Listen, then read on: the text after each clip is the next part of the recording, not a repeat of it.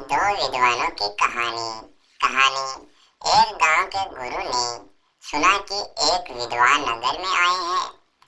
राजा ने दोनों विद्वानों को राज्य में ज्ञान फैलाने का आमंत्रण दिया।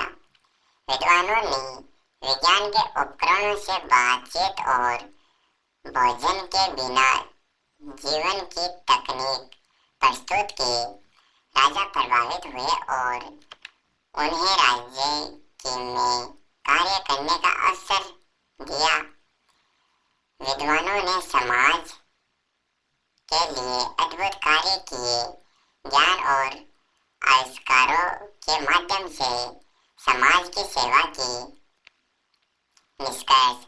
विद्वानों की कहानी हमें यह सिखाती है कि ज्ञान का उपयोग समाज और मानवता की उन्नति के लिए करना चाहिए। एक समय की बात है, एक गांव में एक गुरु रहते थे जिन्हें खबर हो गई कि एक अन्य नगर में एक और विद्वान आए हुए हैं। वे अद्भुत ज्ञान के मालिक थे और आगे बढ़ने के लिए सबकी सहायता कर सकते थे। यह खबर सभी को बहुत पसंद आई और सभी लोग उस नगर में उनसे मिलने के लिए जूझने लगे।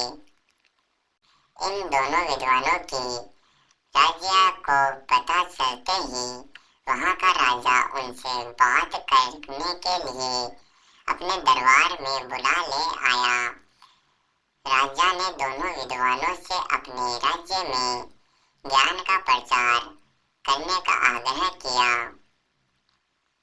दोनों विद्वान ने राजा के आह्वान को स्वीकार किया और उन्होंने राजा के सामने आगे जाकर कहा, आपके सामर्थ्य के लिए हमें गर्व महसूस हो रहा है।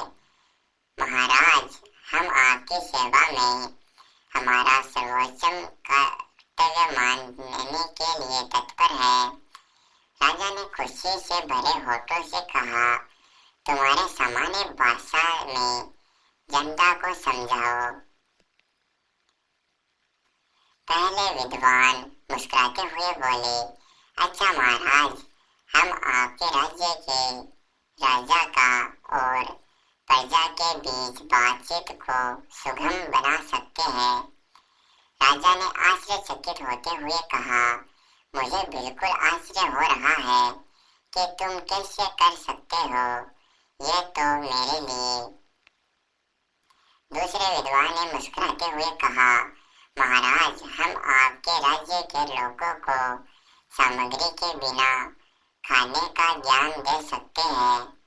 राजा ने बहुत ही आश्चर्यचकित से कहा, मैं ये सचमुच मानने में सक्षम नहीं हूँ। कृपया मुझे बताओ, तुम इस बात को कैसे संभव कर सकते हो। पहले विद्वान ने कहा, महाराज, हम विद्वान का उपयोग करके एक ऐसा उपकरण बना सकते हैं जिससे हम राजा की मर्यादा के साथ बातचीत कर सकते हैं। यह उपकरण हमारे बहुत सारे प्रयोगों को सुलभ बना सकता है और आपके ग्रामीणों के बीच सामर्थ्य का निर्माण कर सकता है। दूसरे विद्वान ने कहा, महाराज, हम खाना खाने की जरूरत के बिना एक ऐसा प्रयोग बना सकते हैं जिससे खाने की जगह नहीं होती। यह उपकरण आपके लोगों के लिए आरामदायक और स्वार्थप्रद होगा।